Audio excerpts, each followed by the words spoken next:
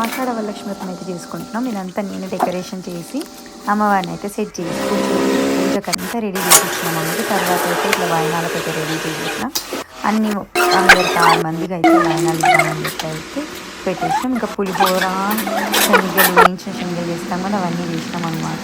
ఇంకొకటి స్వీట్ అయితే చేసాం. ఇంకొక వంటలు చేసాను లేకుండా అనమాట. టైం త్వరగా అయితే పూజ అయిపోయింది, అంతా అయిపోయింది. అయిపోయిన తర్వాత వంటలు అయితే నేను చేసిన, మా వర్కర్స్కి అయితే మేము ఫుడ్ పెట్టినాం అనమాట ఆ రోజు. ఇంకా నేనైతే అన్నీ చేసి క్లీనింగ్ చేసిన. మమ్మీ అయితే పూజ అయిన తర్వాత అంతా అలసిపోయింది. నేనే క్లీనింగ్ చేసి అంతా చేసి ఇచ్చిన బౌల్స్ ఇట్లా తీసుకుంటున్నాను.